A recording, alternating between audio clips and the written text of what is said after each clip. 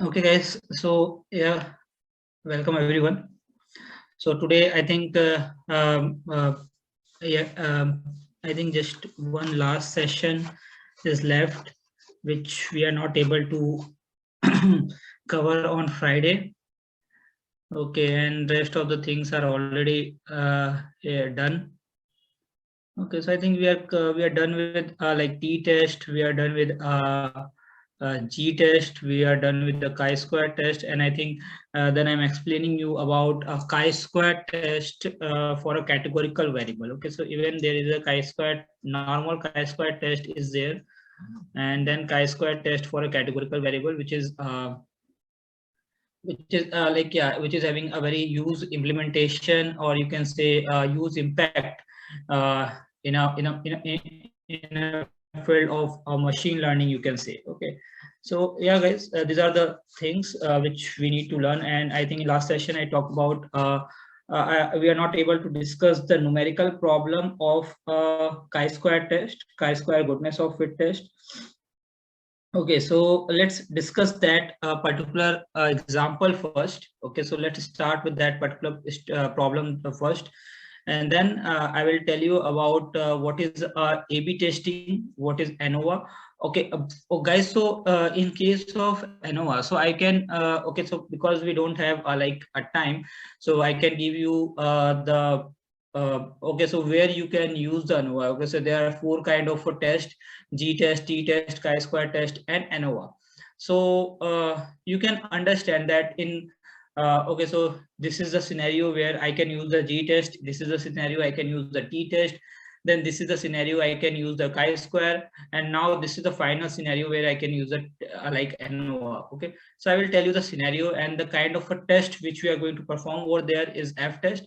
But ANOVA is not yeah, it is not a very tough calculation at all. Okay, I'm not going to say that it is a very complex and it is a very like yeah, the calculation which we are not able to handle, but it's a small calculation, but still there are like a lot of calculations in the middle. Okay, so there are like 7 to 8 steps. Okay, so we're already having 6 to 7 steps to follow, and after that only in case of finding the value of F test, okay, you need to follow 5 to 6 steps. So that is why it alone takes like 1 hour of time. Okay, if we are going to like talk about the example. Okay, so if you are going to talk about that particular example. Okay, so even I will try to give you some kind of a my like some kind of a video. Okay, so even mine video is fine, also fine. I will try to give to you. Otherwise like example are already given in a Word file which I have shared with you, the document file which I have shared with you. So even I will explain like go along with that. Then A/B testing is there, covariance and correlation is the same thing. So I will explain you about the correlation, and then how to like even correlation is very much simple to understand with the Python. And one more thing I think I forgot to add in this list is central limit theorem. Okay, so before like Pearson correlation, I will talk about a central limit theorem, and then I will give you the idea of a Pearson correlation. Okay, so let's start with a chi-square, and in between this, okay, so I will add two more things for today's session. uh, and yeah, there is no like time constant, so even if we go maybe 15 or 20 minutes long, then also it is fine. So I will give you the idea of p value, and one more thing is central limit theorem. Okay, so fine guys, let's start. So first complete the example of chi-square test. Okay, so let's start with the chi-square test example. So one second, let me take example over here. I think I already have that example somewhere written.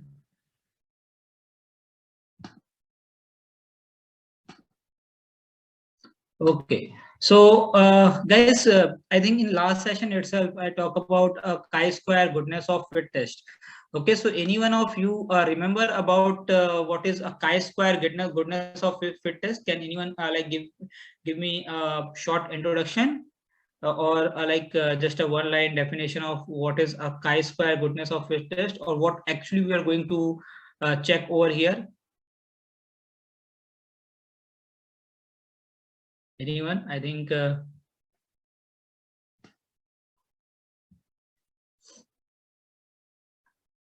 yeah, all of my, I think the students who are giving the answers, Sumit, and then Vinod, Meenakshi. So yeah, guys, anyone of you can tell me that what is a chi-square goodness of fit?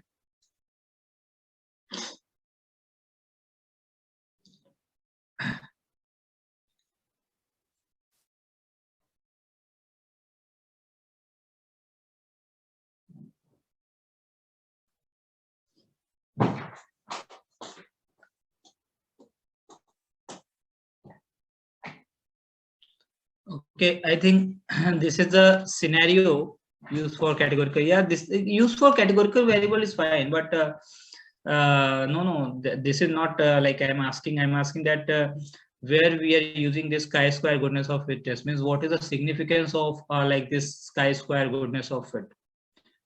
Okay, so I will remind you that there are it is used for a categorical variable in two ways. Okay, so one is a goodness of fit, another one is a test of independence. Okay, yeah, correct. Estimate how closely the distribution of category match expected distribution. Okay, so yeah, correct. So so it is a goodness of fit. So one is a goodness of fit test. So in case of goodness of fit, we are trying to the null and alternate hypothesis are fixed. In both the cases, null and alternate hypothesis are fixed. Okay, so if the like observed distribution, okay, so whatever the result you are able to observe from a population distribution, if it is like same as expected distribution, so it is a null hypothesis. So you can say a null hypothesis is correct. And if both the distributions are different, the result from both the distributions are different, so you can say, okay, so null hypothesis is not accepted. You can reject the null hypothesis. Okay, so in both the cases, null and alternate hypothesis are fixed. So in goodness of fit test, you always try to write that observed is equals to expected, and alternate hypothesis is going to be observed is not equal to expected. Okay, now if we try to relate the same logic with this question which is written in front of you, so you can read the question that a survey conducted by a pet food company. So like there is a company, pet food company, which conduct a survey, and they determined that 60% of dog owners have only one dog, 28% of dog owners having two dogs, and then 12% have three or more. Okay, so this is what like a pet food company surveyed. Okay, so this is what a pet food company surveyed, and this is a result they are expecting. Okay, 60% is having one dog, 28% two, and 12% have three or more than three. Fine. Now, suppose you are not convinced by this survey and decided to conduct your own survey and have collected the data below. Okay, so whatever the like scenario or whatever the result, whatever the like expectation they are presenting, these expectation come from the population distribution. Okay, definitely they are conducting in a use population, and that from there they are like expecting this kind of a scenario that 60% of the dog owners having one dog, then 12% having two, sorry, 28% having two, and 12% having three or more. Now I am not like convinced with this survey, and I'm trying to conduct my own survey by like taking some sample data. Okay, so I'm taking like some sample data. So I'm taking like example of 129 dog owners, and in that 129 dog owners, there are 73 people which is having they are having like one dog, then 38 having two dogs, and rest of the people having three or more than three dogs. Okay, so 73 plus 38 is going to be, I think, 111. Now 18, it means 18 people having three or more than three dogs. Okay, so this is my observation. This is like my observation. Now I need to check whether the expectation or whether the result obtained from the like survey company, a pet food company, and the result obtained by me, whether both the results are same or these results are differ. Okay, so this is what I need to check. Now my null hypothesis is what? Both the results are same, and alternate hypothesis is what? Both the results are different. Okay, and now I need to apply mathematics. I need to apply the chi-square test formula, and then I am able to find out, okay, whether the null hypothesis will be accepted or whether it is rejected. Okay, and I am having I need to check this thing using a significance level as 0.05. Fine, and definitely I'm going to check. I need to check the chi-square table. Fine. So first try to write okay. So just start with the step 1. So my null hypothesis will be what?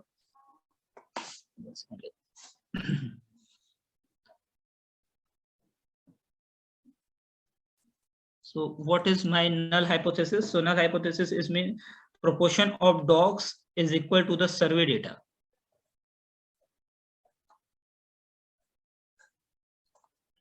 Okay, so proportions of dogs is equal to the survey data. And here even you can write that observed or expected is equals to observed.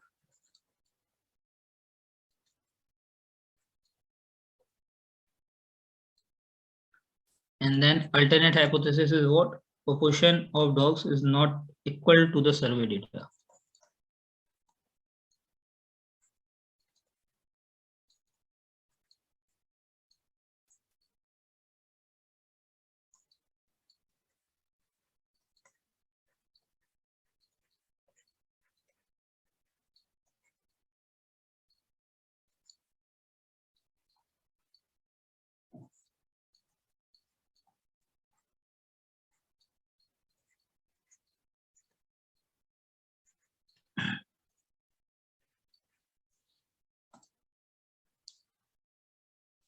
Okay. Now,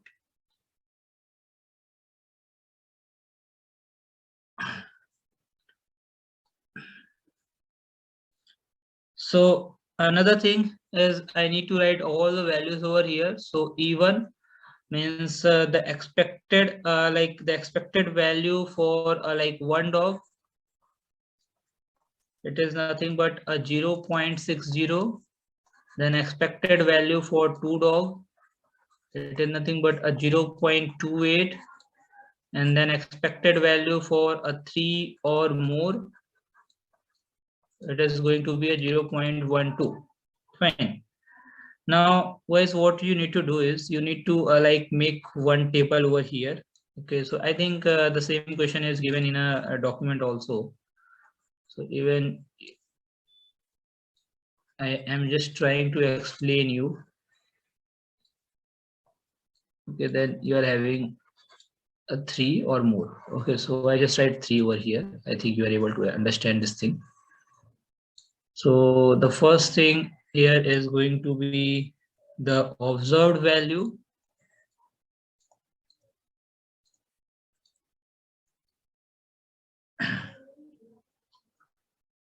Okay, so here we are having an observed value. So one dog, what is the observed value?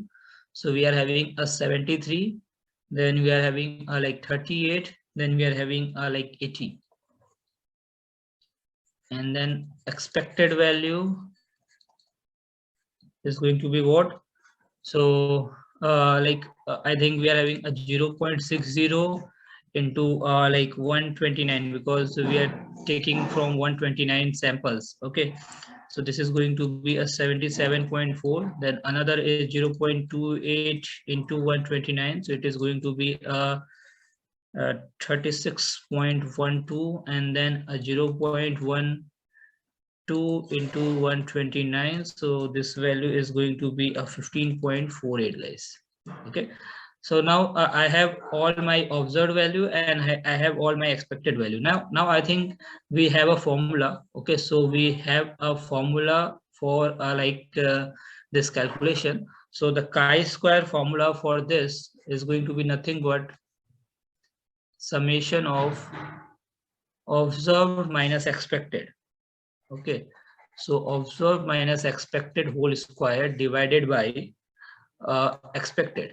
Okay, so I think this is the formula. Now you can just put the like values over here and you will get the result. Okay, so the first value is going to be nothing but 77.4. Okay, so observed value is what? Let me like confirm from here. Okay, so sorry, this is going to be a 73. Okay, so a 73 minus 77.4 square and divided by the expected. Okay, so this is nothing but 77.4. Then another second value is going to be what? So observed is 38, expected is 36.12, and this is going to be square divided by 36.12. Then at last we are having not point. Can you please check? What? No, the second one is 0.18. That because you said 18%, not 28%, right? No, I said 28%. Can you go to the previous screen?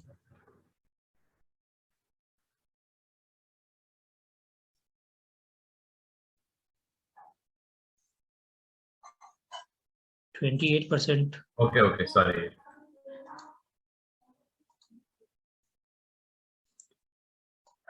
Okay, then here we are having an expected. So expected is nothing but 15.48.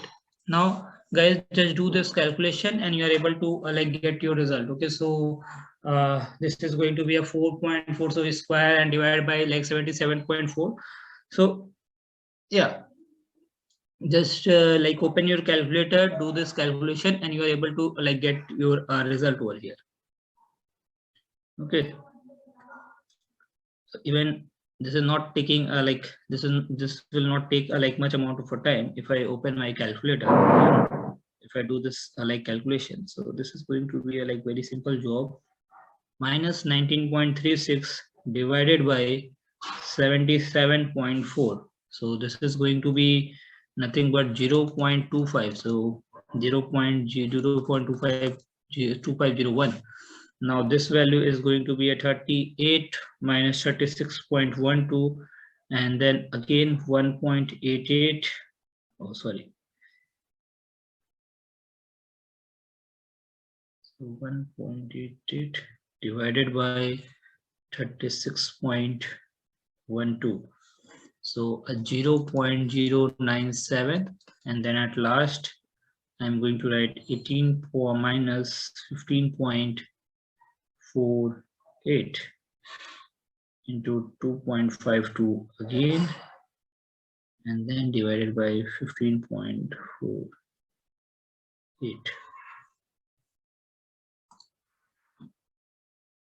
Yeah, 0.4102. Correct. Now add all these three, and yeah, I think you will get your result. So this is 0.097 and then plus 0.2501. So 0.7573. Okay, guys. Now this is a result from a like chi-square test, and chi-square at 0.05 I need to check. So in this case, every time we need to 0.05. So check chi-square at 0.05, and here what is your degree of freedom? Okay, so your degree of freedom in this case is going to be nothing but, because you are checking for 3 observations. Okay, for 1 dog, for 2 dog, and then for 3 or more dogs. So your degree of freedom is going to be nothing but 3 minus 1, because your number of samples are nothing but 3. So your degree of freedom is going to be at 2. Okay, so just check at degree of freedom 2 and 0.05 and tell me the value of chi-square. Okay, what is the value of chi-square at 0.05 from the table? Good, guys. This is, I think, a very simple job which you can do easily.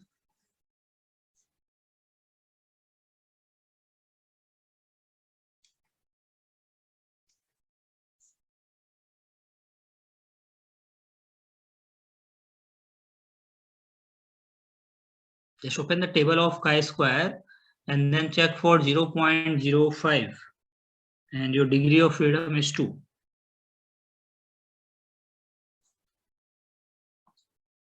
Correct. 5.991. Okay, so this value is nothing but 5.991.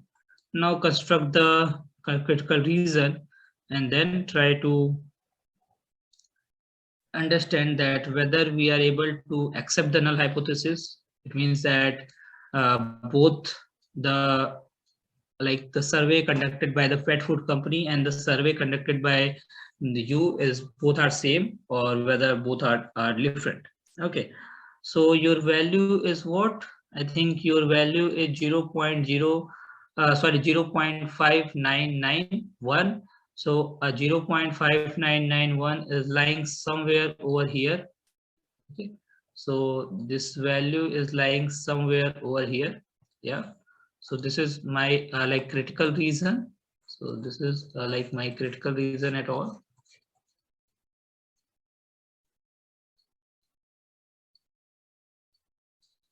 And then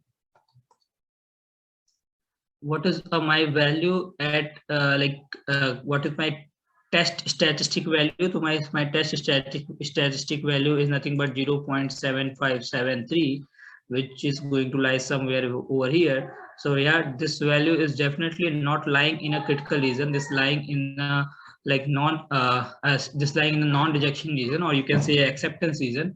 So yeah, we can accept the null hypothesis and we can reject the alternate hypothesis. It means what? Both the results, means the survey conducted by a pet food company and the survey conducted by you, both are having the similar result. Okay, so yeah, your null hypothesis is true. Fine. Okay guys, anyone having a doubt regarding this thing?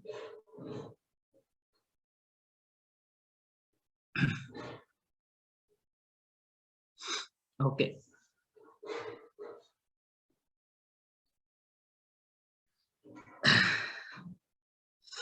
Okay guys, now so this is this is all like a kind of a test statistic which you can perform. Okay, I think one is left ANOVA, and I told you that yeah, we can't took the example for ANOVA, but yeah, I will definitely let you know the significance. But before going into before letting you know the a significance of ANOVA, or like where you can use the ANOVA especially, before that we are going to perform one more a test based on maybe a G statistic and based on maybe a T statistic, which you guys are let me know, because this time I'm going to follow each steps one by one, and then you need to tell me, and I'm not considering that whether it is a G test or whether it is a T test. So you guys will is going to will let me know that whether we can perform a T test, or whether we can perform a T test, or whether we can perform a chi-square test in this question.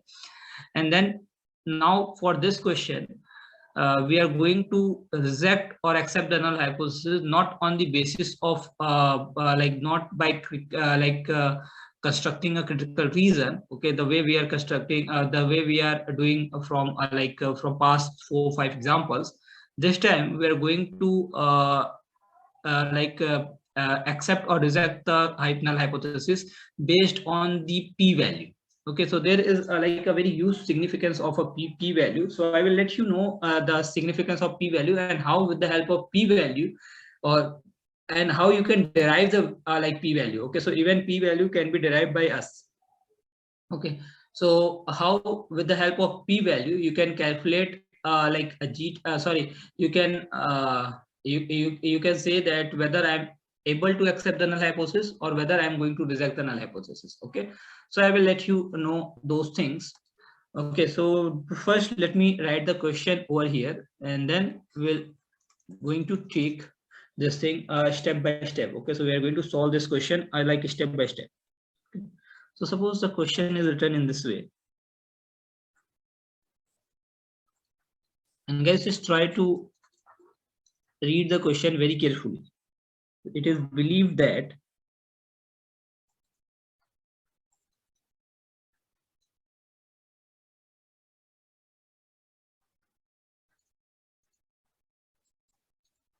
that average number of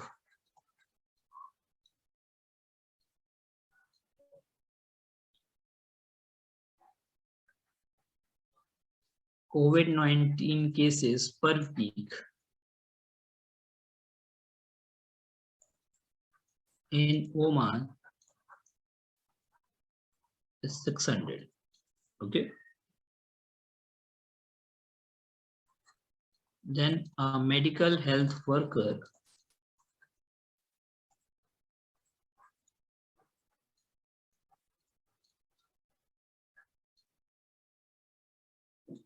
thinks that the number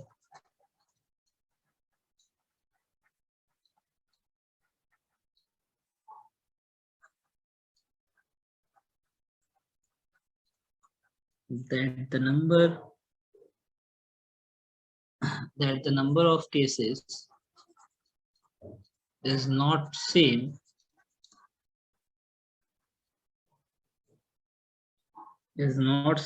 as reported.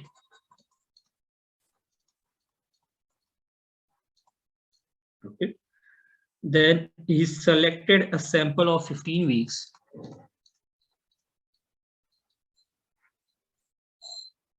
He selected the sample of 15 weeks and found that the average cases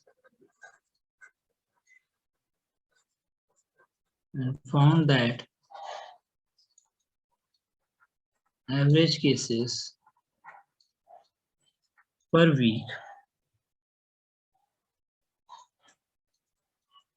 is 625.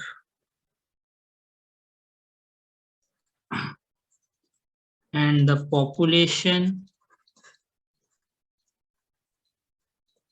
standard deviation is 20. Now test the claim using p-value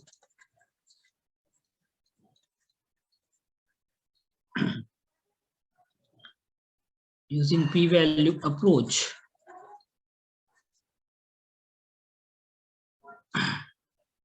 At 2% level of significance. Okay, guys, I think the question is very much straightforward. Okay, the question is very much straightforward, I guess.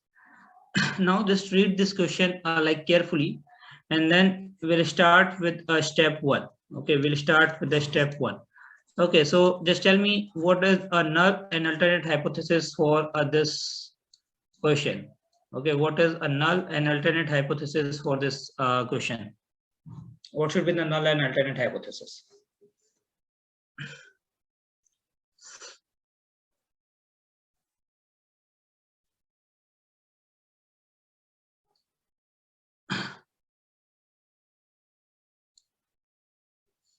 Yeah, correct. Average cases is equals to a 600. Yeah. So in terms of okay, and what is a alternate hypothesis?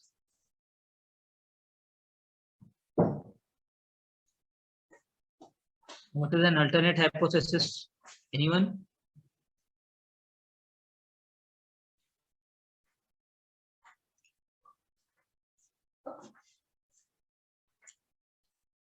Yeah.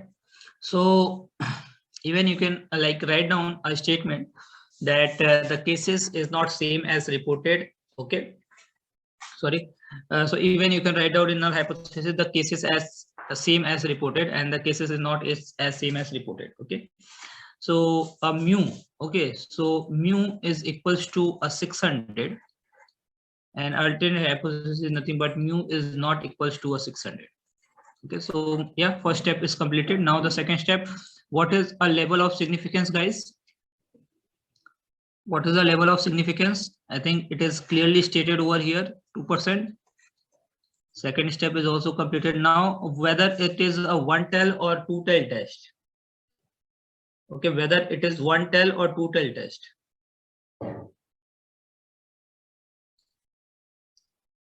Two-tail test. Sumit is saying to one-tail. How is it? How it is to one-tail, Sumit? How it is 1 tell?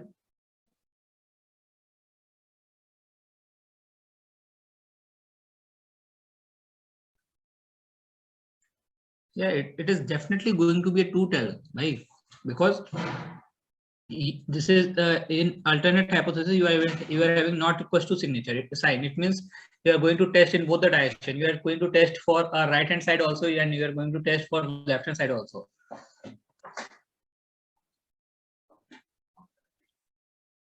Yeah, so that is why it is going to be a 2 tell, na?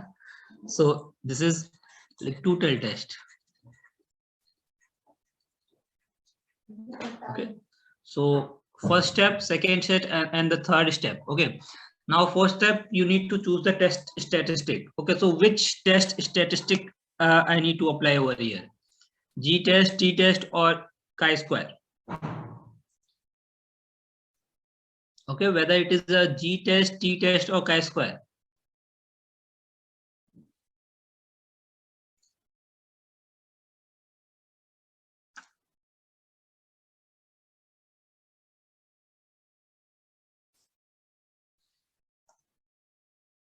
Okay, so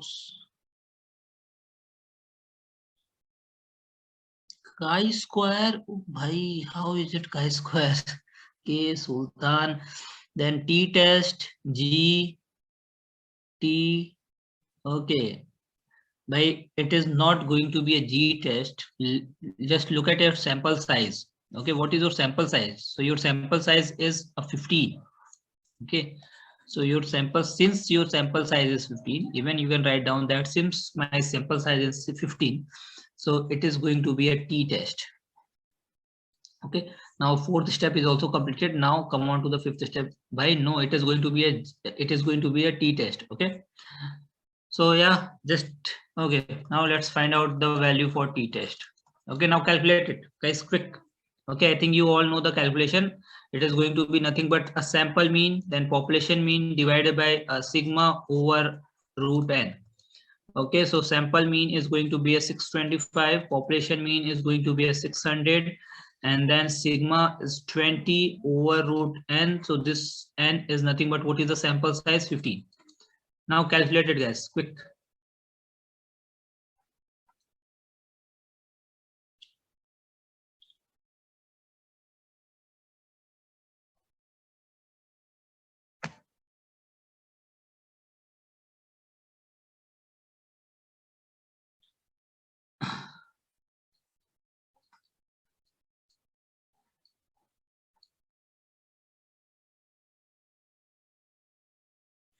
Okay, calculate it, guys, quick. 4.84. Okay, so confirm it is 4.84.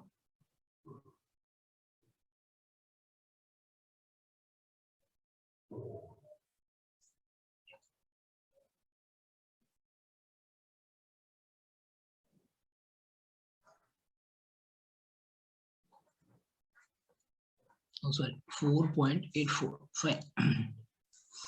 Correct. And then what is the value at okay 2%? Okay, and then if it is like 2 tier test, so it is going to be a 0.2 sorry, it is going to be a 0.02 divided by 2. Okay, so what is the value at T 0.01, and what is your degree of freedom? So I think your degree of freedom is 40. Okay, now guys, what is this value? Yeah, what is the value at T 0.01 and your degree of freedom is, if your degree of freedom is 14, just open the T table and just let me know. Quick, guys.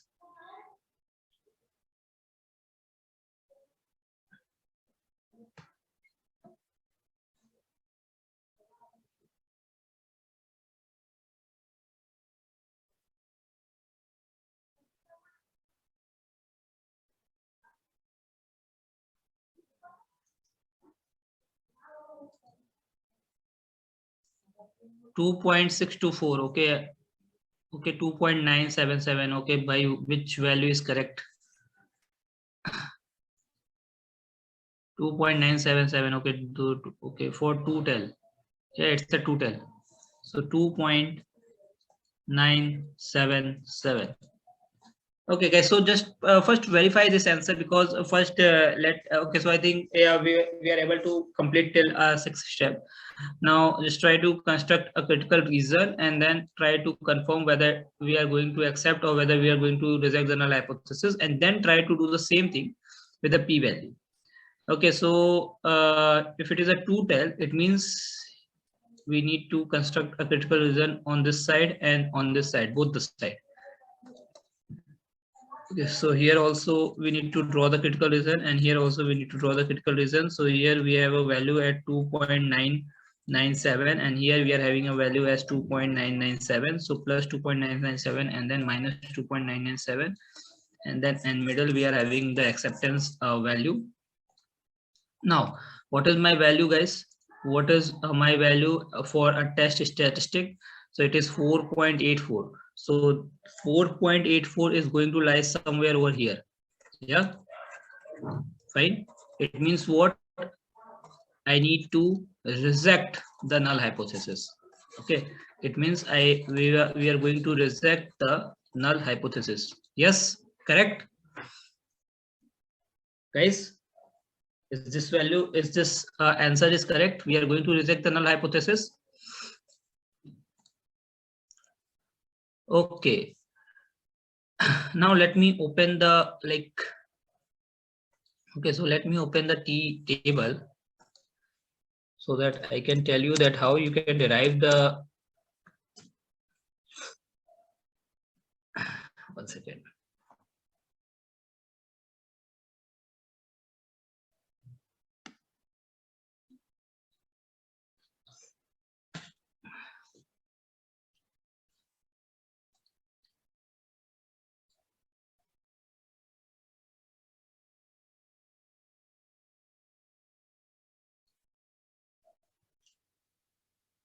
Yeah, T at 0.00, who gives me the answer at 2.997? It is not 2.997, it is 2.2. I guess. Okay, now, okay, whatever the value it is, you are going to reject the hypothesis, then for it is fine. Now let's go for the p-value first. Okay, then we will discuss those things again.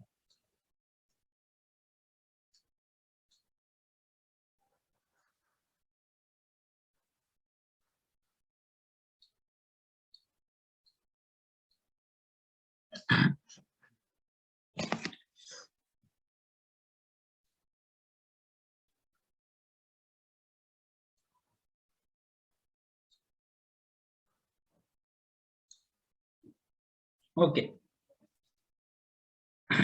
So my value is what? My t-test value is what? So it is a 2.64, and here we are having minus 2.64. Let me check once again. Yeah, definitely you guys are making a mistake. It is 2.624. Okay, so 6.624 and then minus. Okay, so fine. This is like a value in right hand side and left hand side. Okay. Now let's try to take this value. Okay, now let's try to take this value, add. Okay, so first try to understand that how we can how we are able to derive the p-value. Okay, so open this t table again and then try to find out 2 point. Okay, so here we are not having. Okay, so here on this axis we are having okay, I think in t-test. Oh, sorry. Okay, no, here also we are having this thing. So a 2.624. So this value from here is not able to find out because this is not a standard normal distribution table. If this is a standard normal distribution, then we are very easily able to find out a 2.6 or something. Okay, so in this case, deriving a p-value is going to be a typical. Okay, one second, let me find the p-value from calculator. P value, one second. Calculator from T, one second.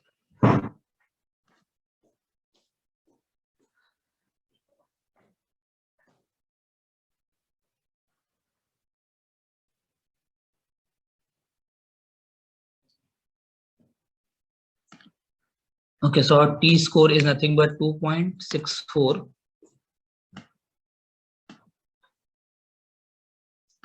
Then our degree of freedom is 14. Okay, this is no, our T score is what? Our T score is 4.84. Once again, 4.84. Then degree of freedom is 14. Then we are checking at significance level of 0. Oh, this should be a 2% significance level is not given over here. Check.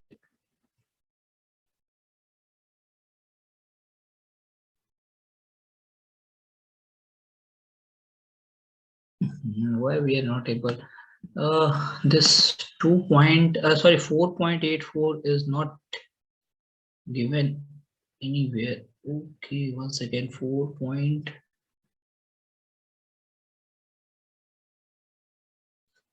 We are having somewhere. Just try to find out here where we can get a value very much closer to 4.84. I think at last we are able to get this value where this is very close to 4.78 something. Okay, so this 4.78 is, I think, the closest value to a 4.84. Yeah. So, okay, guys, just check it.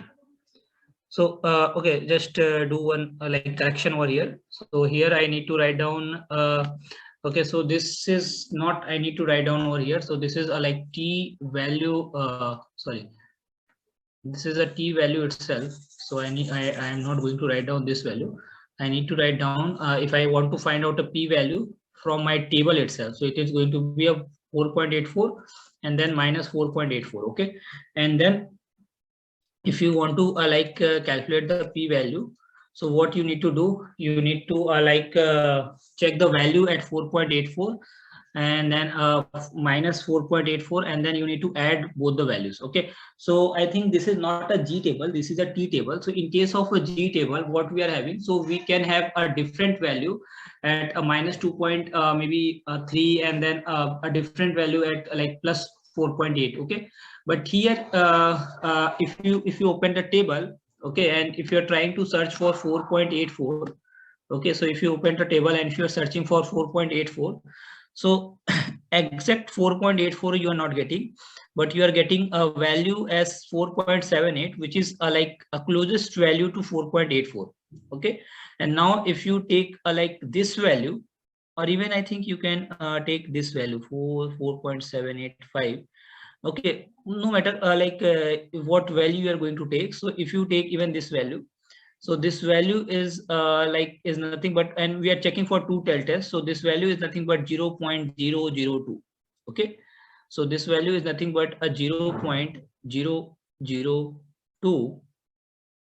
so what I need to do is, what you guys need to do is, you need to and because you are doing a two tail test, so you need to add this thing for 2 times. Okay, so 0.002 and then again 0.002. now add these two values. Okay, add these two values and you will get the result. So your answer is nothing but 0.004. okay, and what is the significance of p values, guys? So if you get a p value from here, okay, so if you are able to get the p value from here, so if this is your p value, so anywhere you can try to search it, that if the p value, okay, so if the p value is lesser than 0.5 in any case, in any kind of a test, okay, so whether it is a G test, whether it is a T test, or whether it is like chi-square test, in any of the any kind of a test statistic, if my p value is lesser than a 0. Sorry, if it is okay, it depends upon the significance. Okay, so my level of significance is 0.02. Okay, so my level of significance for this case is 0.02. So if p-value is lesser than the level of significance, then we are going to reject the null hypothesis. Okay, we are going to reject the null hypothesis. Otherwise, we will accept it. So my p-value 0.04 is lesser than 0.004 is lesser than 0.02, and even the significance value becomes 0.01. So we need to reject the null hypothesis. Okay. Alternatively, if this value is greater than 0.02, whatever the value we are getting over here, if this value is greater than 0.02, then we should accept the null hypothesis. Okay. So yeah, I can write a complete formula over here. So you can write down that if p value is lesser than or equals to the significance level. Okay, so if it is lesser than or equals to a significance level, then reject the null hypothesis. Okay, and if p value is greater than a significance level,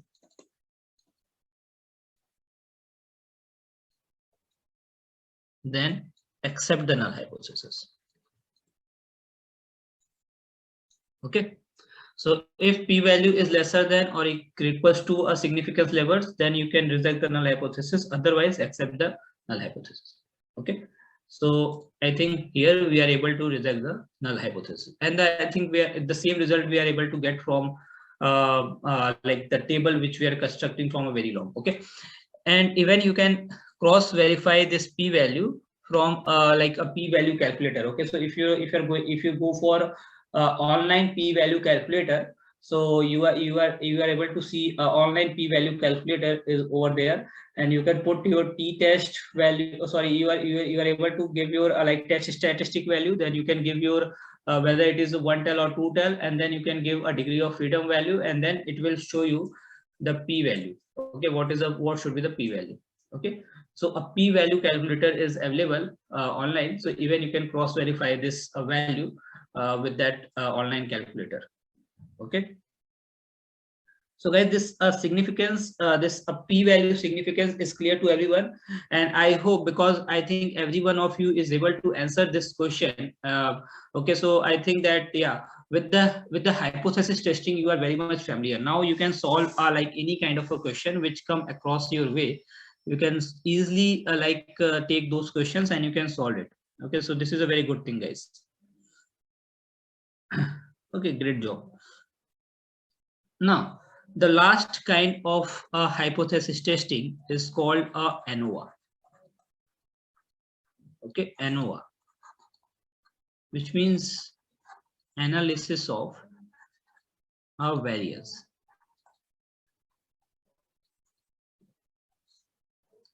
Now, guys, before go for the ANOVA, just try to understand that a G test and a T test, even you can try to perform a G test or an T test in a in two samples. Okay, so I think in both a G test and T test, we are trying to check whether there is any significant difference between a sample mean and a population mean or not.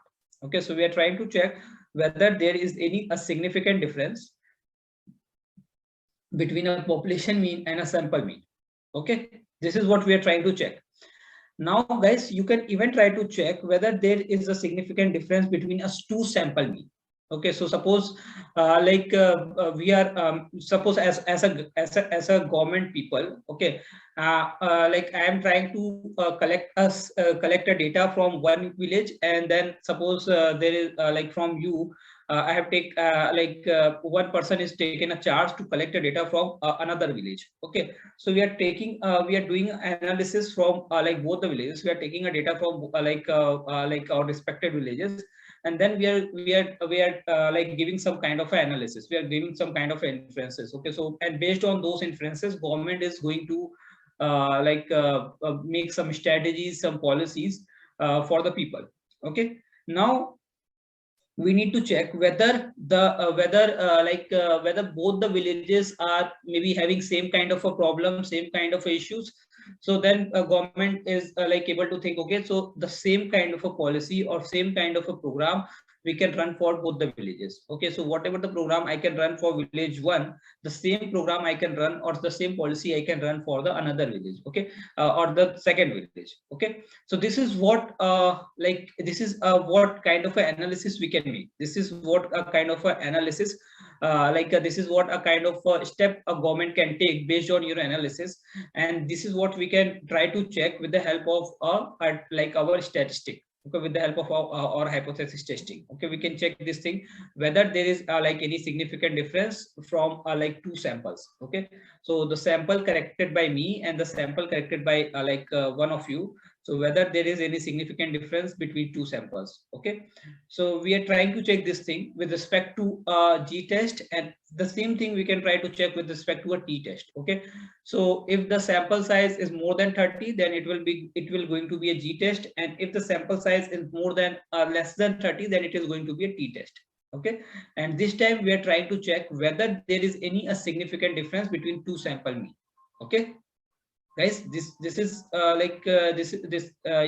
are able to understand this logic. Okay, the difference between two sample mean. Okay, previously we are trying to check whether significant difference between a population mean and a sample mean. Now we are trying to check a difference between a two sample mean. Fine. And with respect to G and T, we can understand that if the individual sample size is greater than 30, then it is a if individual sample size is greater than 30, then it is a G test, and if individual sample size is lesser than 30, then it is going to be a T test. Fine, clear? Okay, guys, can I get quick yes?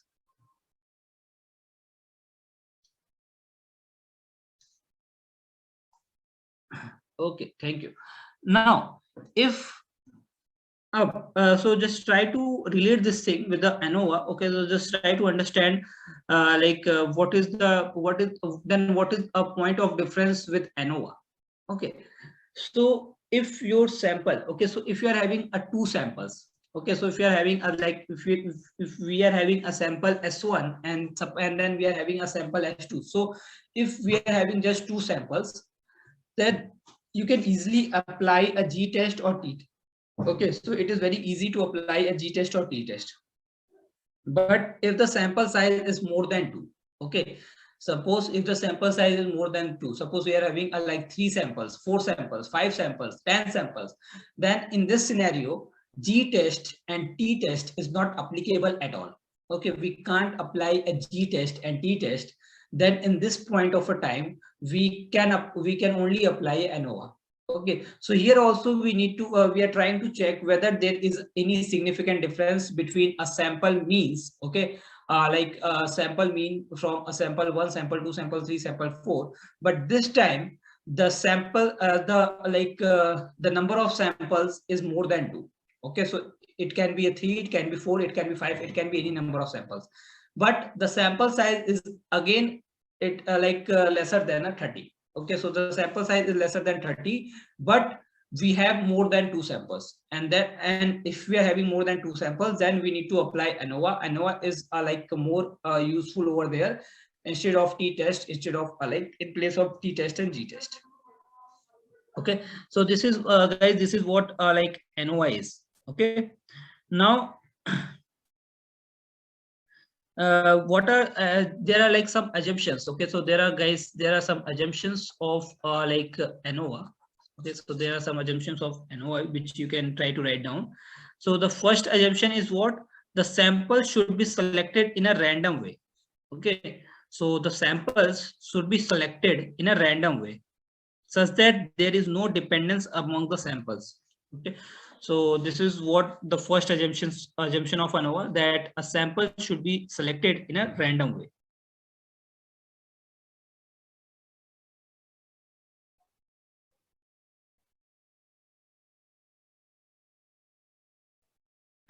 Okay, second, the experimental errors of the data are normally distributed.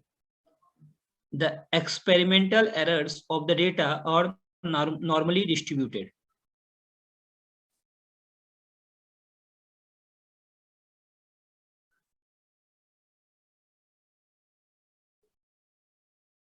Okay, and the last assumption. Okay, so last assumption is nothing but here also your null and alternate hypotheses are fixed. So assumptions of equality of variance and zero correlation. Equality of variance and zero correlation.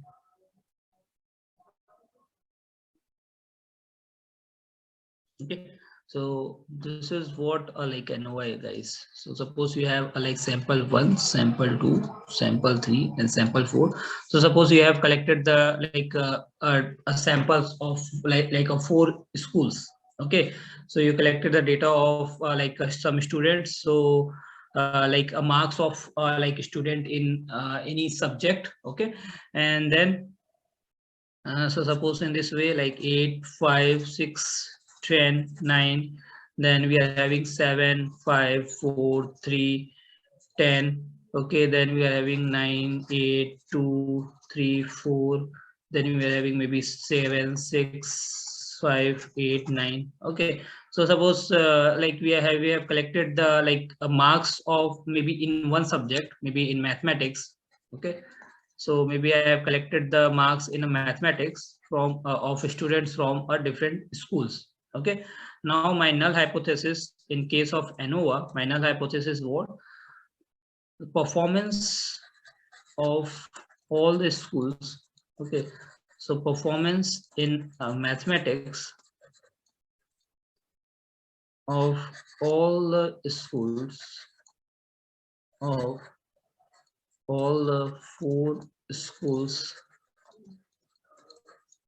students are same. Okay, so this is my null hypothesis, and alternate hypothesis is going to be what? Performance are not same. So this time because we are having more than 2 samples. Now if you are having just 2 samples, so even we can use a t-test. Okay, so t-test can also give me the result, but now we are having like 4 samples, so we need to use ANOVA over here. So ANOVA can only be used over here, and in ANOVA we are going to perform a f-test. Okay, so something is called a f-test. Okay, so we need to perform f-test over here, and with the help of f-test, so even you need to check the value like table of f-test. Okay, so just like we are having a table of g-test, t-test, chi-square, so similarly we are having a table for f-test. So here you need to check, we need to like verify your, you need to draw your critical reason with the help of f-test table.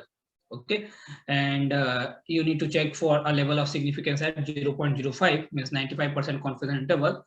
And yeah, the only thing which I'm not able to like share you right now, that the calculation of like f-test. Okay, so because the calculation is a bit longer, it is like having a different steps inside it. Okay, so we are having like we need to follow like certain steps. Okay, even the document which I have shared with you, so I think there you can easily understand all the steps which is which are share what are the steps we need to follow, because at last in f-test we need to find out something which is called a mean between and mean within. Okay, so like sum of a square within and sum of a square sum of square between the samples and sum of square within the samples.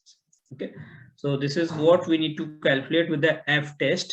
Okay, and even I think one example is given, and school S1, S2, S3, and S4, and then their calculation is also given. Okay, so even you can try to understand like this example from here, and yeah, definitely I will try to give you like one of my video from where I explained this ANOVA example of ANOVA. Okay, so yeah guys, this is it from a hypothesis testing section. Okay, so we are able to cover all the hypothesis testings: g-test, t-test, chi-square, and ANOVA. Fine.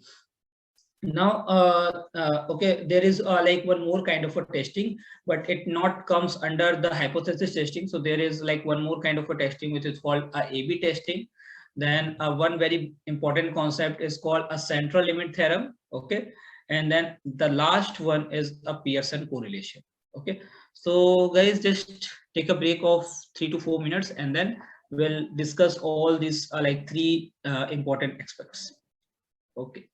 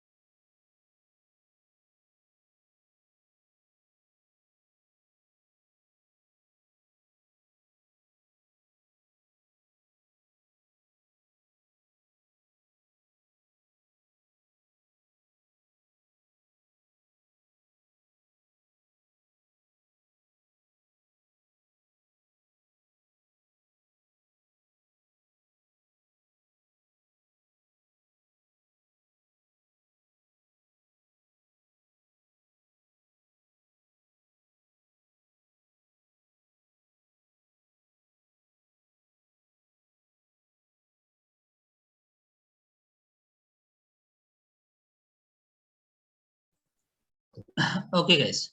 So, okay, now let's check out this A/B testing.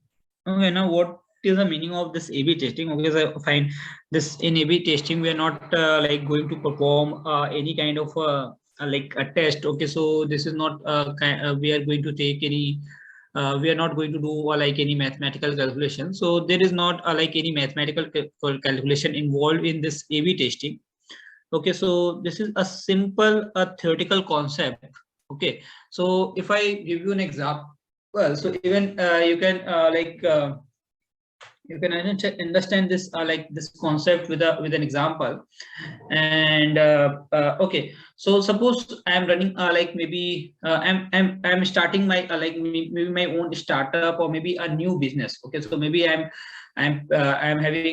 starting my like own business, like a new kind of a business, maybe a training institute kind of a thing, or maybe like anything. Okay, so any kind of like a product. Okay, maybe I developed like a kind of a product which is maybe for for maybe some for the people, and I want to market it. Okay, or maybe I develop maybe one app. Okay, so I developed one app, and I want to market it. I want to market it through maybe with different way of digital marketing. Okay, so with different means of social media marketing. Okay, so maybe by using a Facebook, or maybe a like a LinkedIn, or maybe with the Instagram. Okay, so what I can do, so this is what we call a A/B testing. Okay, so suppose for a first week. Okay, so maybe I'm like running a campaign, or I'm running a like ad on a Facebook. Okay, I'm running a like ad on a Facebook, and simultaneously I'm running a ad on a LinkedIn. Okay, so simultaneously I'm running a like ad on a LinkedIn. Okay, so I'm running a like ad, promotional ad, or a campaign on a Facebook, and I'm running like the same ad or promotional like ad, or maybe you can say a thing on a campaign on a LinkedIn. Fine. And here we are doing a AB. Okay, so this is what we call. So this is like maybe a one kind of a testing, and then a second kind of a testing. So now what I can do is, so after a first week, I can check that what kind of a reach, or like what kind of a reach I am getting over here. Okay, which means how many people are liking your post, how many people are downloading like your app through like maybe this Facebook, and then number of people downloading your app with through this like LinkedIn. Okay, so suppose I am getting a lot of crowd over here. Okay, suppose I am getting a lot of crowd over here, and with respect to this, I'm not getting a very much crowd over here. Okay, so maybe I'm getting a lot of crowd over here, but I'm not getting expected number of crowd over here. Okay, so what I can do, I can stop I can stop paid promotion, or I can stop continue ad through LinkedIn, and I can continue with the Facebook only. Or maybe for the next week I can try to check with the Instagram also, and then I can try to check whether from where I'm getting a lot of more number of crowd. Okay, so whether I'm getting a more number of percentage of a crowd over here, or I'm getting a like more percentage of crowd over here. And suppose this time I'm getting a more percentage of crowd over here, so what I can do, I can maybe take one more step. I can take one more week to cross verify. But maybe Instagram is like bit popular and giving me a more response in comparison to a Facebook, so I can continue with the Instagram only. I can paid my money, I can continue my paid promotion through Instagram only, and I can stop promoting on my app on a Facebook. Okay, so this is what like meaning of A/B testing. Okay, so similarly, for anything. Okay, so for any kind of a marketing, or it is totally okay. So most of the time it is related to a marketing only, but yeah, we are trying to like check, okay, whether like which kind of a test, or it can be anything. Okay, so it can be we are trying to promote our apps through a social media marketing, or it can be any kind of a scenario where we may have like multiple way of doing a thing, a multiple way of testing the thing, and then we need to select that and then based on the statistics, based on the statistical value. Okay, so here also we are going to check the descriptive statistics. Here also we are going to check the descriptive statistics. Okay, so based on the descriptive statistics, based on the like kind of result I am getting, I can like make my mind, I can make my result that okay, so this is a place where I am getting a lot of crowd, and this is a like a place where I can continue, and this is a place where I can like stop wasting money. I can stop continue from this place. Okay, so this is what concept, or this is what an idea of A/B testing. Fine. Is this clear to everyone? Yeah.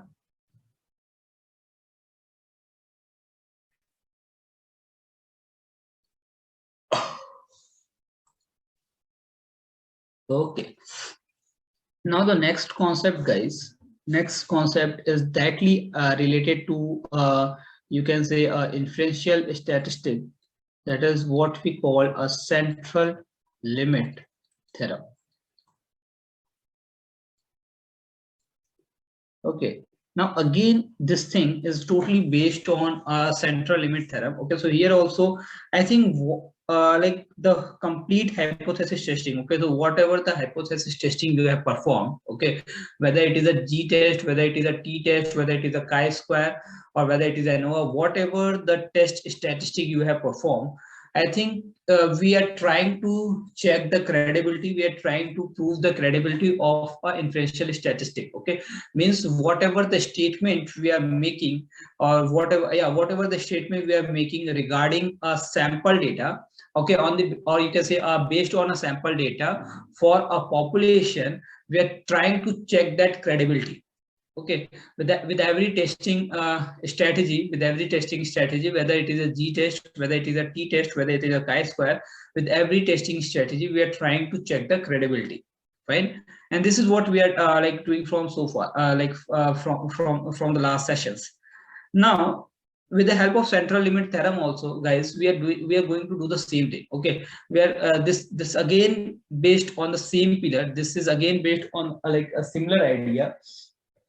Okay, and yeah, just like as we are already we always told this thing that suppose in this place we need to like calculate. Okay, so someone asks you that give me the average salary. Okay, average salary of a data scientist in a North India.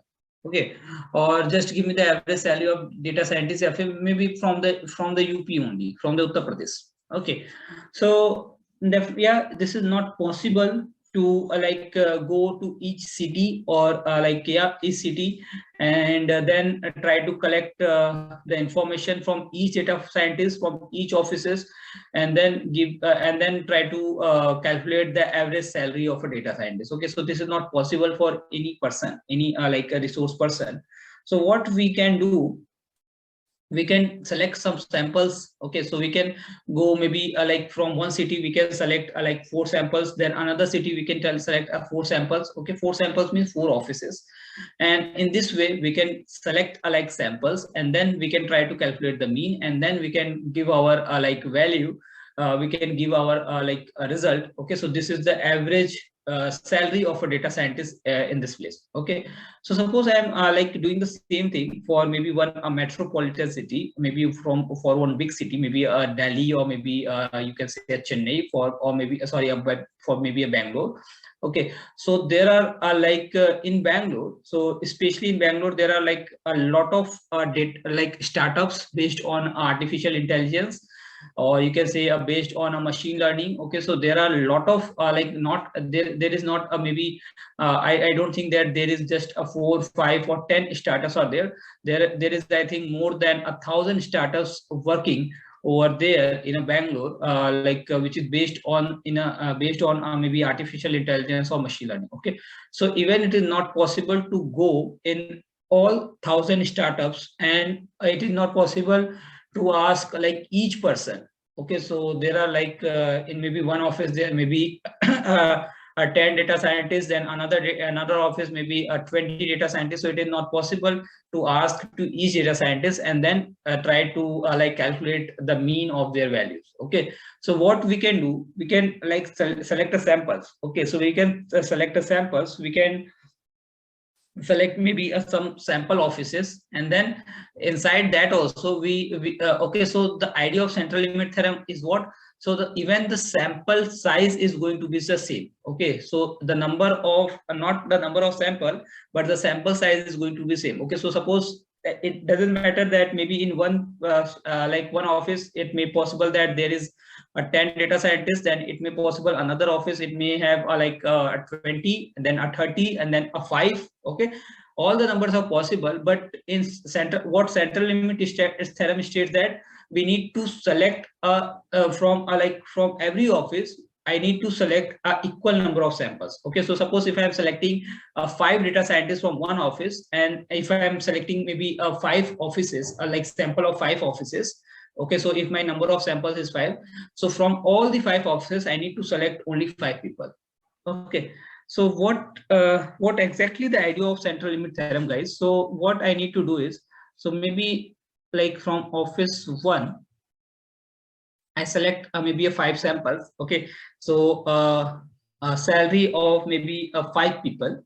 Okay, so it can be a 5, 7. So I'm writing in terms of like lakh. Okay, 8. Then it may be a 9, and then it may be a 6. Then from office 2, again I'm taking a like 5 values. Okay, so a 6, 7, 4, then 10, then 8. Office 3, so 3, 6, 9, and then 10, 7,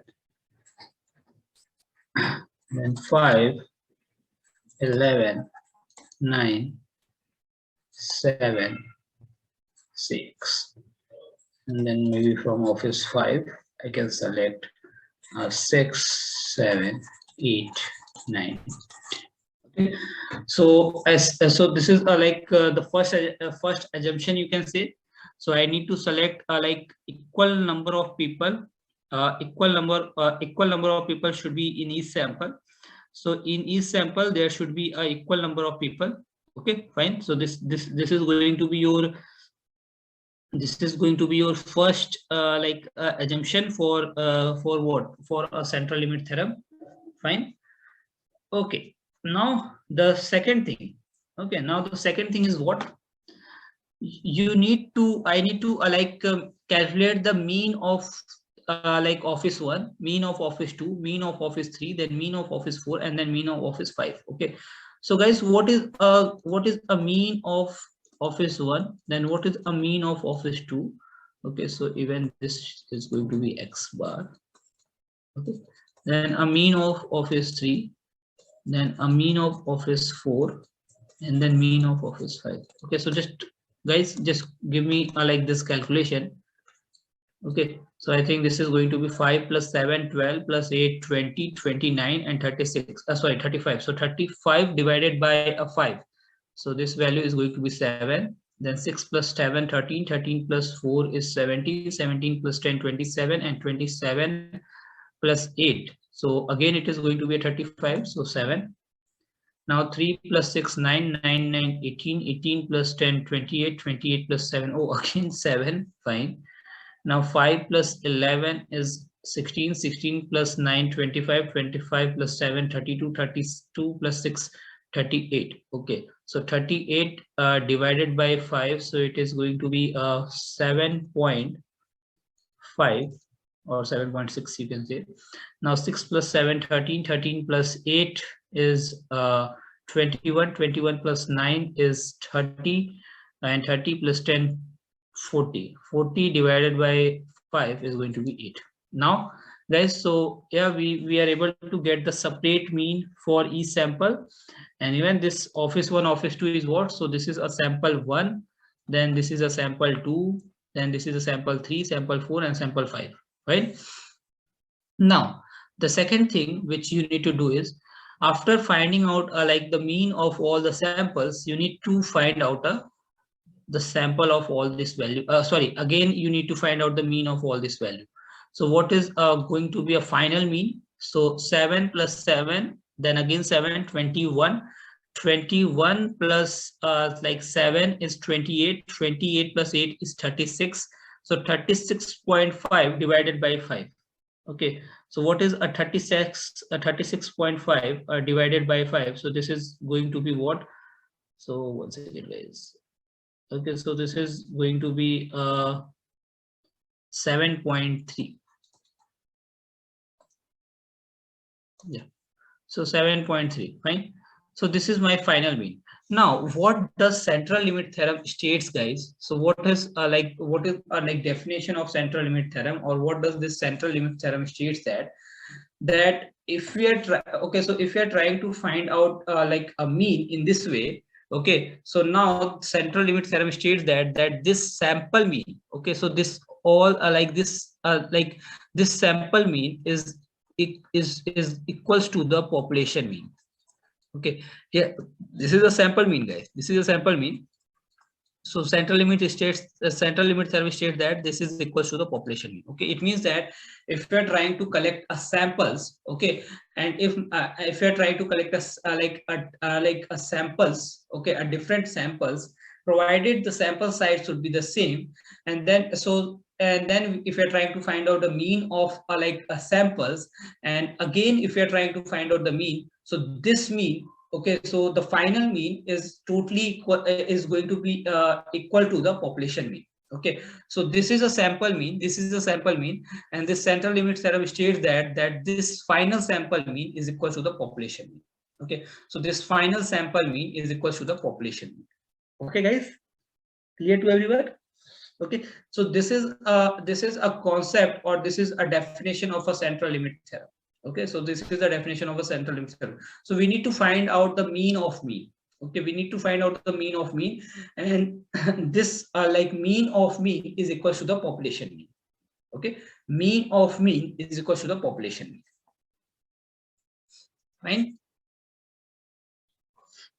Okay, and one more thing which central limit theorem states, that after finding out this sample mean, this is going to form a normal distribution curve. Okay, so this a new distribution, this new values, whatever the new values we are going to obtain, this new values is always going to form a normal distribution curve. It means that in a central tendency, okay, so your mean median mode is going to be same. Okay, so the central if your distribution is normally distributed, in that place mean median mode is like going to be the same. Okay, so this is a concept, or this is the idea of central limit theorem. Okay, so even you can try to write a like 2-line definition for a central limit theorem, that the central limit theorem states that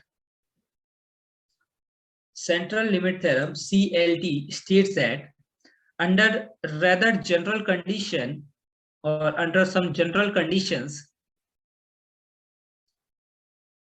under some general conditions, sums and means of random samples of measurements, sums and means of random samples of measurements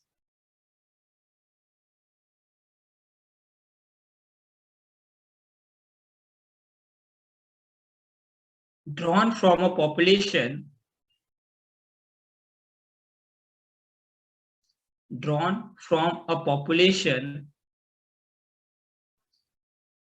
tend to have an approximately normal distribution. Okay, tend to have an approximately normal distribution.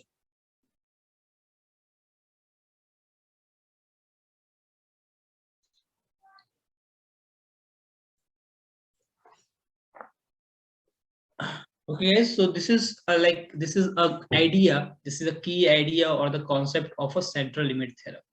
Okay, guys, any doubt regarding a central limit theorem?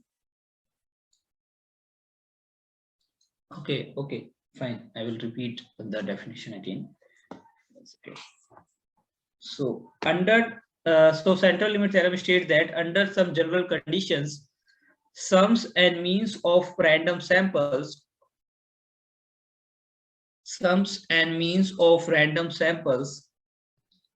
of measurements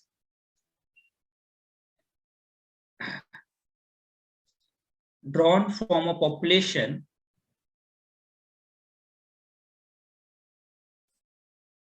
tend to have an approximately normal distribution. Okay, tend to have an approximately normal distribution.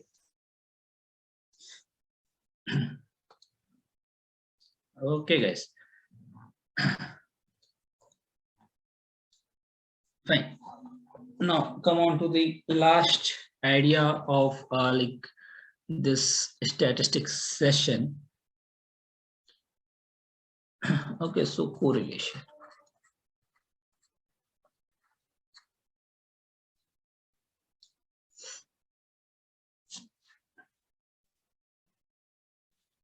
Okay, now what is the meaning of correlation, guys? What is the meaning of correlation? So the correlation is nothing but it measures the amount of you can say a relatedness. Okay, that what amount of a relation between two variables. Okay, how two variables are related to like or up to which extent. Okay, you can say up to which extents the two variables are related with each other. Okay, so amount of a relatedness between two variables, this is what you can try to, okay, so this is what you can try to calculate with the like this correlation. Okay, so amount of relatedness between two variables you can try to calculate with the help of a correlation.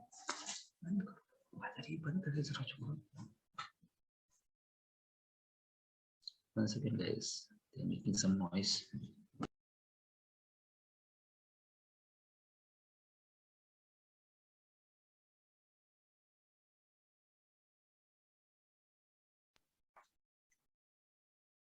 Okay, so correlation is nothing but it is a measure of degree of relatedness between like variables. Okay, so this is what a difference of a correlation. Now just try to understand that there are three kind of a relationship. Okay, so like in between two variables, okay, there can be a three kind of a relationship, and based on that relationship, the value of correlation is varies from -1 to 1. Okay, so it varies in a range of -1 to 1. Okay, so even you can write down like this one line definition that a correlation is nothing, it is a measure of the degree of relatedness of variable. Okay, degree of relatedness of variable, degree measure of the degree of relatedness of variables. Okay.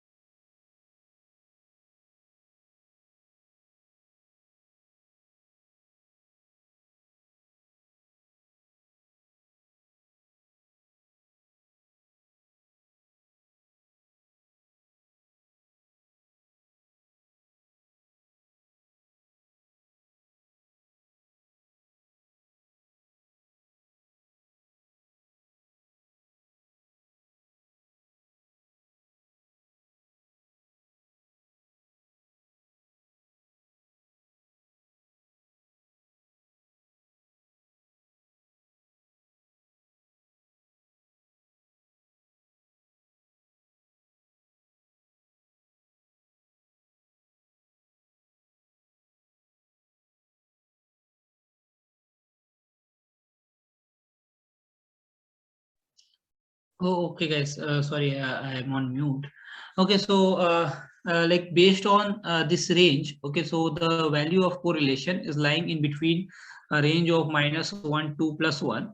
Okay, so based on this range, it can be of like three kind of relation. So in between two variables, okay, so in between are like two variables, there can be a three kind of a relation. Okay, so it may possible, like if it may possible that both the variables are like enemy of each other. Okay, so they can be a enemy of each other. Okay, so the value, if the value of a correlation is -1, okay, so there is a like formula. Okay, so there is a like formula which is called a R coefficient. Okay, so we need to calculate the R coefficient, and if the value of R coefficient is -1, it means both the values or both the variables are enemy of each other. Okay, then a second value is maybe a 0 or just very close to 0. It means both the variables are strangers. Okay, so it is just like the relation between like two person. Okay, so a relation between like in this entire world there can be a three kind of relation between like two people. Okay, they can be an enemy of each other, they can be strangers, or they can be friends.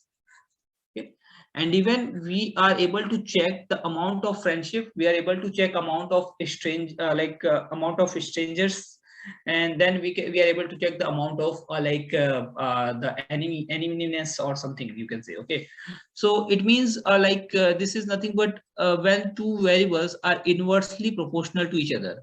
Okay, inversely proportional, you can say, to each other. Okay, this is when two variables are not making any kind of a relation. Okay, there's not showing like any kind of a graph in any kind of a line in a graph. Okay, when you are not able to see any kind of a line in a graph, then you can like call it as a strangers. And friends means you can say okay, so what is okay, so if this is a inversely proportional, it is directly proportional, sorry, yeah, directly proportional to each other. Okay, now if we are observing the graph, okay, so if you are observing the graph, so this is a graph for a close relationship, means a friend. Okay, so if x is increasing, y is also increasing. So yeah, we are able to get this kind of graph. Okay, so this is a graph where the value of r is equals to 1. Now second, we can get like this kind of a graph also. So this is a graph x and y. So if x is increasing, y is decreasing, and if y is increasing, x is increasing. Okay, so this is, we can get this kind of graph when r is equal to -1. And the third one is this. So we can get even this kind of a graph. Okay, so there is no impact of like the value of x on y and no impact of value of y on x. Okay, so this is the value you will get when the value, this is the graph if we are able to get when the value of r is equals to 0. Fine. Now how we can calculate this r? So even calculating this r coefficient is very much like simple, and this is what we call it as a Pearson correlation. Okay, so a normal relation between a linear data can be calculated with the help of a Pearson correlation. Okay, which is represented by r. Now what is the formula for like this r, guys? So let me tell you the formula. So even formula is pretty easy to understand. So a summation of x and y minus, okay, so one second, summation of x and y minus summation of x and summation of y divided by n, and the whole thing is going to divide it by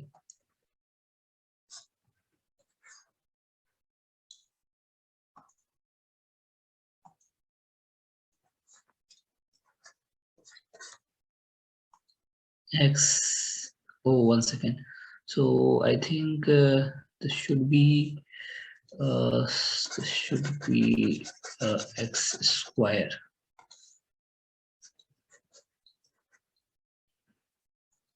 This should be x square, and then summation of x square divided by n. Another value is going to be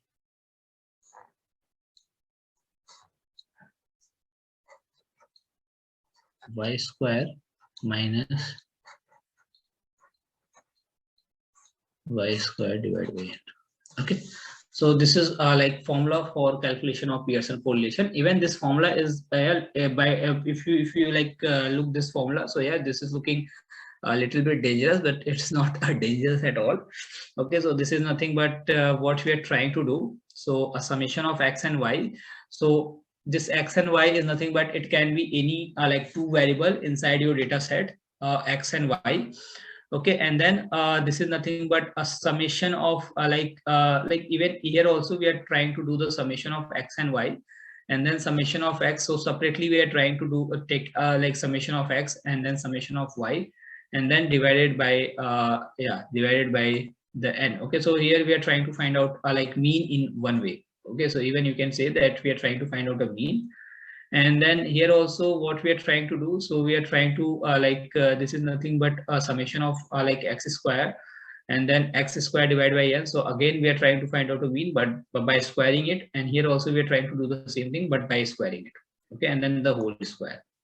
Okay, so even if you like to summarize this thing, so this is going to be nothing but x minus x square, y minus y square. Okay, so here the numerator you will having nothing but a summation of x minus x square and then y minus y square, and then in a denominator it can be under root of summation of x minus x square and then summation. So in a numerator like on the whole. Okay, so we are having on the whole summation of x minus x square and y minus x minus x bar, y minus y bar. Okay, not a square. And then in a denominator we are having the summation of all this thing. Okay, so x minus x bar whole square and then y minus y bar whole square.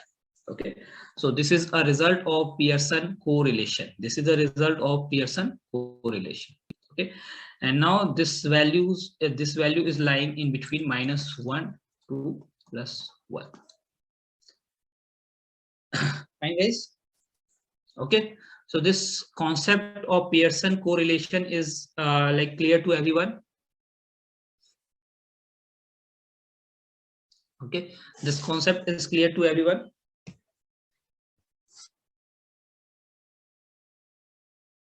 Okay, now let me show you one code based on this, and then yeah, we can wrap up this session. You can ask your query. I will give you a info of the upcoming session.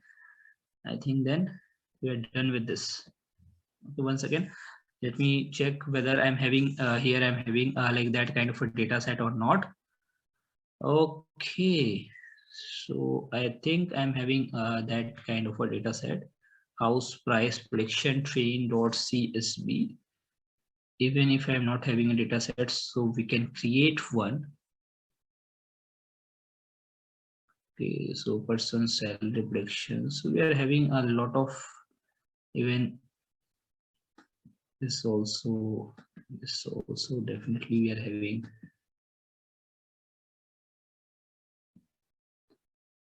Check. Yeah, here also I'm having like this Pearson correlation graph, and here again I'm having like this Pearson correlation graph. This is based on a house price prediction data set.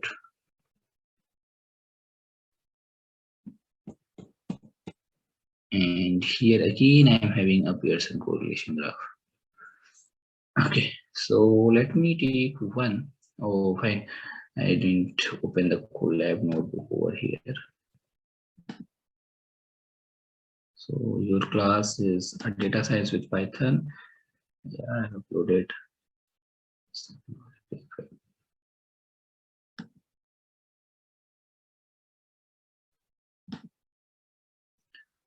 Okay, so let me write a Pearson correlation over here, and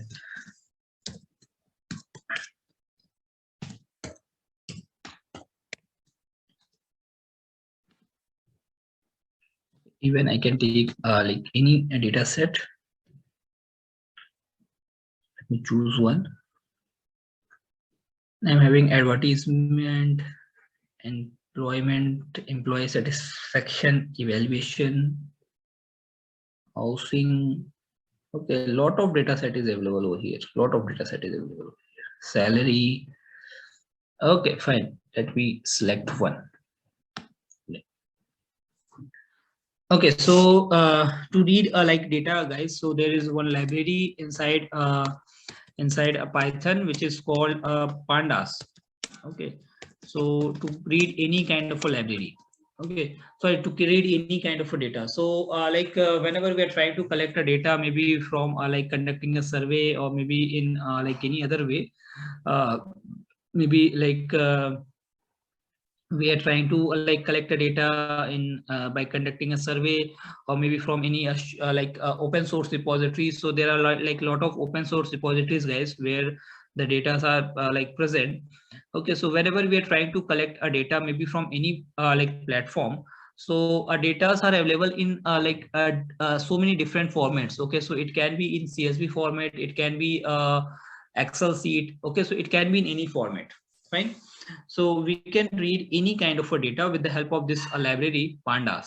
Okay, in and it will this panda is like arrange my data in this manner, which is like highly readable manner, you can say. Okay, otherwise I'm maybe if the data is available maybe in a CSV format, maybe you can say a comma separated value. Okay, so you are not able to get that kind of a readability. Okay, but if we are having a data maybe in this format, so we can easily read out our data set. Okay, that what kind of a things or what kind of a variables are present over there. Okay, so maybe if I want to like read any data, so pd dot read, and then you're having a different like data kind of a data over here. So maybe if I'm trying to read a Excel sheet. Okay, so if I want to read the Excel sheet, guys, so just take like this data over here. So you only need to write down the name of your data set. Okay, so once again, what is the name of my data set which I want to select?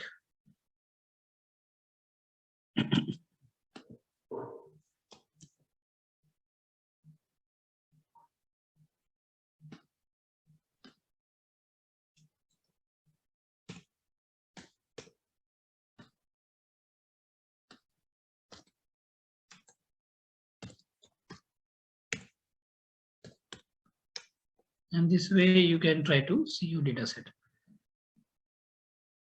Oh, I'm not having this data in a proper, this data is not available in a proper format. Then I need to select another data. Let me take another one.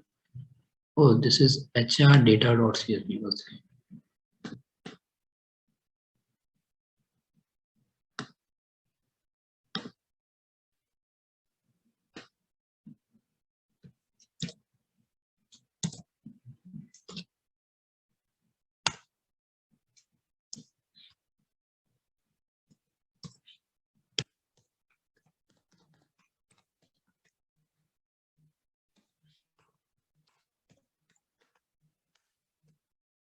Okay, so guys, this is the data set. And now in case of a Pearson correlation, I think you know the formula. So you can only pass the numerical values. Okay, so if you want to check the relationship, so you can check the relationship only between the numerical like data. You can't check a relationship between a categorical data. Okay, so this is a fact. Okay, so here I think one more data set is there. Let me check whether that is applicable or not. Okay, so yeah, here we are having like a housing data set is also available over here, where we are having a like price of a house, area of a house, and bedrooms. Okay, so we are having a like this kind of a data, price of like any particular house, then area, then bedroom, then bathroom, stories, main road, whether it is on the main road or not, a guest room, basement. Okay, so this is the categorical data, so we need not to take anything with this. And then we are having a parking. Okay, so what are all numerical data we are having? So I can make a separate list of a numerical data only. So the numerical data are nothing but we are having a price, then we are having a area. Okay, so we are having a area, then we are having a bedrooms, then we are having a bathrooms,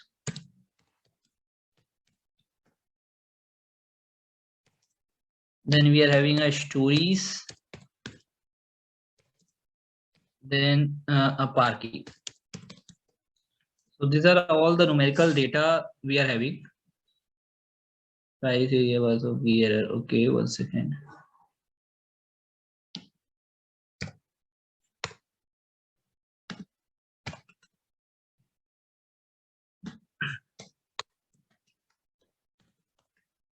Fine. Now, how I can find a correlation? So, guys, this is a way we can find out a correlation. So, data, sorry, num data dot core. Okay. Now, if we want to see this like representation in terms of like in a graph, okay, in a much attractive way. So again, we can like try to import our like libraries. Okay, so graph visualization libraries, we can say.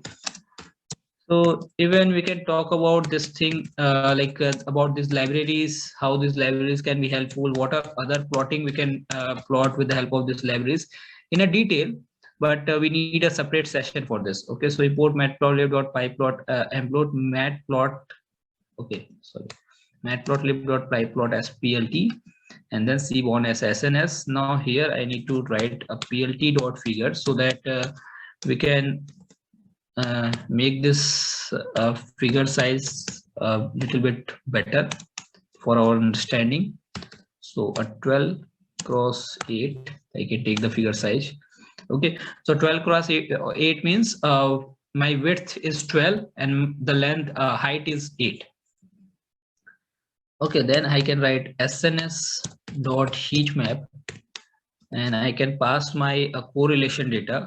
So C, and I can make a note is equals to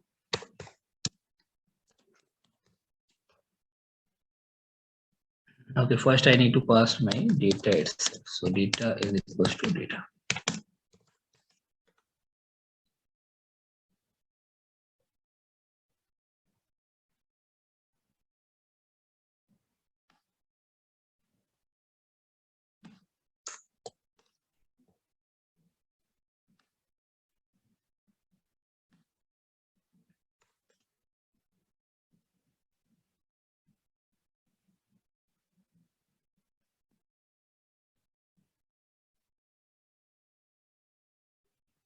Are we having, oh sorry, it should be 100.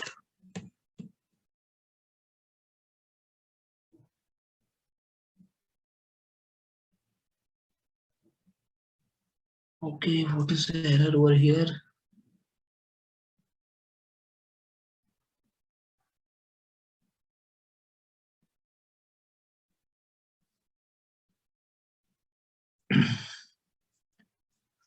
Even we are able to draw this thing over here, but we are not able to make this thing possible over here. Why? This string missing in number. Where is string missing in number? What is this string missing in number? Float argument must be a string or a number, not a data frame. Now let me check. 12,8. No, this is a figure size. Wait, this is a figure size. Even we are not having any error regarding this thing. Let's just check. Let me check. Okay, 1 second. So I think no, this is not same data which we are using. So this is a data which we are using. Okay, so I think this is the same thing which we are right. Okay, so price, area, bedroom, bathroom. Oh yeah, same. Yeah, similar thing we are trying to write over here. Then a plt.figure is again a same, and then we are having here we are having this correlation matrix. See, yeah, this is true, and then we passed. Okay, I think I don't need to pass this thing over here, so I only need to pass this. Yeah, right. Now this is correct. Okay, so guys, this is how like you can see the like correlation. Okay, even you can try to see the matrix over here. Okay, from here also you can get the idea that what kind of a relationship between like two variables. Okay, two variables means what is a relationship, like what kind of a relationship. So there are three kind of relationship which we already talked about. The two variables can be a friend of each other, can be enemy of each other, and can be strangers. Okay, so you can try to check whether a price and area, like what kind of relationship between price and area, then what is a relationship between price and bedroom. Okay, now guys, okay, so right now we don't have an idea of machine learning model, but this is like a data set where we are trying to predict the price of a house. Okay, so with this I'm trying to predict the price of maybe any house. Okay, so maybe in future, okay, so we try to build a model through which in future if anyone pass like these inputs. Okay, so if anyone pass like maybe so these inputs, area, bedroom, bathroom, and stories and parking. So as a machine learning engineer, we build a model, and that particular model is able to predict the price of the house where we are having like this much of an area, then a bedroom, then bathroom, and then stories, and then parking. Okay, so now even with this like a correlation matrix, we can try to check that. And so here my main variable, my target is what? My target is price. Okay, which I need to predict. Okay, so here one thing which I can try to check that which feature. Okay, so these are all considered to be a feature: area, bedrooms, bathroom, stories, and parking. So even I can try to check that which feature is making like a very high relation. Okay, means the value is maybe very much closer to 1. Okay, so which variable is making a very high relation with this price. Okay, so whether like area, bedroom, bathroom, storage. So we can try to check the relationship between price and area, then price and bathroom, then price and bedroom, then price and storage, then price and parking. And even we can try to check the internal like a relationship between the variables. So price and area, then area with bedroom, then area with bathroom, then area with stories, then bedroom with bathroom. Okay, so we can check all these relationship. Okay, and we can try to check where the relation is very high, means where the values are directly proportional, where the values are inversely proportional, and where they are making no relations. Okay, and then we can make like our analysis, we can make our observations. Okay, so there can be a different observation, guys. So now if you're trying to check, so this is like my some values are hiding, but this is a correlation matrix, and let me just minimize this thing. Okay, so now with this color map. Okay, so this is a color map, guys. So even with the help of this color map, we can try to analyze the like the kind of a relation. Okay, so this is a very good like a data set, guys. So even every variable is trying to like is having some kind of a relationship. Okay, so there is no negative relationship. Okay, so at least there is maybe a little bit, but there is like some relationship in between. Okay, so like a 0.2, then you are having a 0.4, 0.6. Okay, so you can check the color. Okay, so a 0.2. So if we are having a very less relation, means a kind of a stranger feeling, you can say. So there you are having a black color. Okay, then if you are having a very strong relation, so a very light color is there. Okay, so even you can see that in diagonal we are having this kind of a color. It means that every feature is having a very high relation with itself. Okay, so definitely so in a diagonal, so price is having a very high relation with the price, then area is having a very high relation with the area. So this is going to be true. Now if I want to check what is the relationship between area and price. Okay, so now just try to check. So area is given over here and price is, so just try to check this value. Okay, so this is having this kind of like color. Okay, so red color, and even you can try to check the value 0.54. Okay, so area is having a very good friend, not a very good, but yeah, kind of a friendship with the price. Okay, means yeah, area is putting yeah, definitely it is putting some impact on a price, and it is a logical thing. Okay, so a price of a house is directly proportional to the area. Okay, it is true. Okay, it is a factual thing. Okay, now even okay, so if I just want to check with the price, so now area is putting like a 0.5. Now if I check with the bedroom, so 0.37. Okay, little bit less in comparison with the area. Then a bathroom is 0.52. So if the number of bathroom is more, then also price is higher. Then stories is 0.42. Then parking. Okay, so number of parking is also putting like a positive relation, 0.38. Okay. Now, if you want to check a relation between a area and a bedroom, so area and a bedroom is 0.15. Then area like then bathroom with a bedroom, so it is nothing but a 0.37. Then with the stories, okay, so sorry, 0.19. Then with the stories 0.084.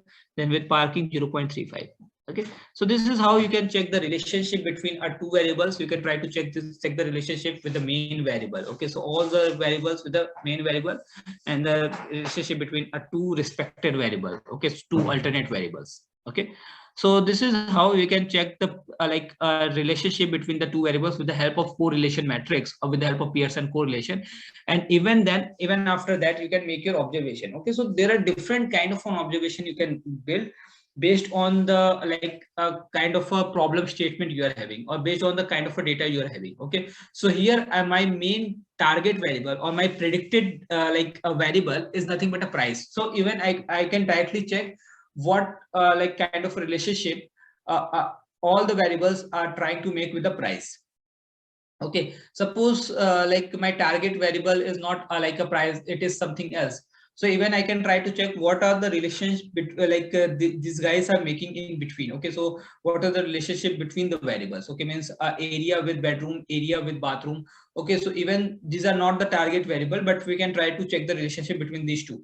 And suppose if the relation is very high, okay, if the relationship value is very high, then we can say that both the data, or sorry, both the variables are giving me the same information. Okay, and if both the data is giving me the same information, so I can do one thing, I can drop one of the feature. Okay, so if both the data is giving me the same information, so I can drop one of the feature. Okay, so even this technique, this Pearson correlation technique, is very useful in idea of making a feature selection. Okay, in idea of making a feature selection also, this technique is very much useful. Okay, so yeah guys, this is like what we can try to understand with the help of Pearson correlation, and this is what we can try to implement with just 3 or 4 lines of a code. Okay, so guys, this is it from like my side. This is it from this data science with Python 7-day session. And now if you want to continue, okay, so even we are going to start like a session with the machine learning with a Python with the machine learning where we are trying to cover all the machine learning algorithms. So even you can try to join it. And one more thing, like in just 5 days, because we are doing a like 2 hour long session, so we are able to cover all the mathematics related to statistics and probability. Just one mathematics is left with respect to ANOVA. Even I will try to share the video lecture based on that ANOVA itself. Okay, so even you are not able to find you are not going to find any kind of a difficulty, I will try to share that particular video for sure. Like from where you are able to understand the calculation of ANOVA very easily.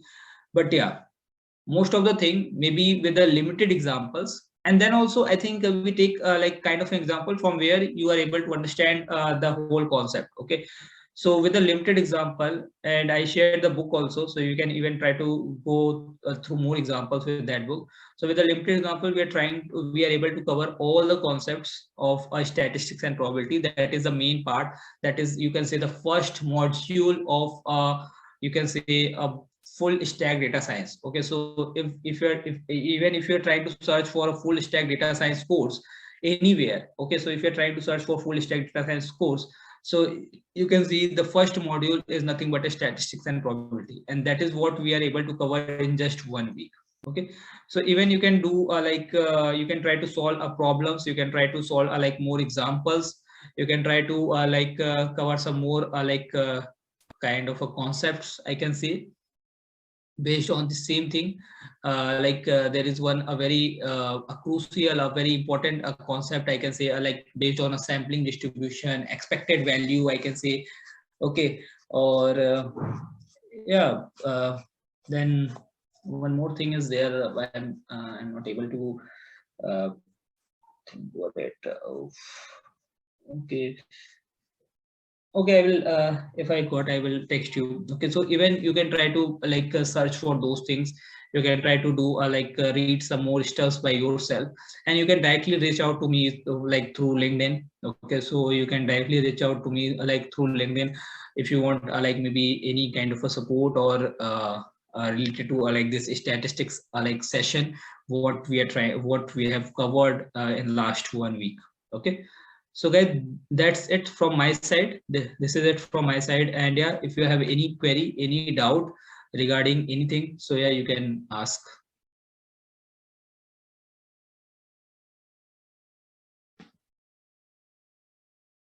Any doubt, guys?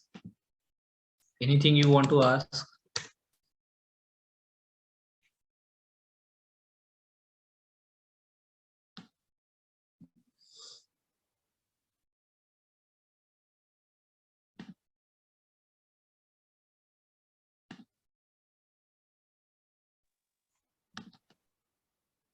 So I think Shivam, there is no doubts, no? How do we put date format in Python? For date format, you have there is like a date time library. Okay, so you can import a date time library, and I think by using that date time library, you can simply in I think just in a one line code you can put any string format into a date time format. Okay, so a date time library is there. You can directly use import date time. Okay.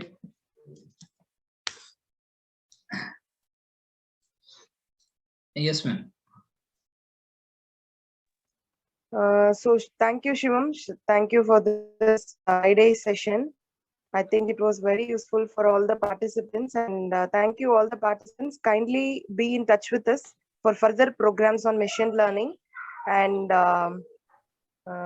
thank you so much. And two things I just want to specify here: your certificates will be processed and mailed to you within 7 working days. And we have shared one feedback form in a group. So kindly fill it up, which is mandatory for certificate. And thank you so much. Thank you all the participants. Thank you, Shivam. Thank you, ma'am. Kindly end the session, ma. Okay.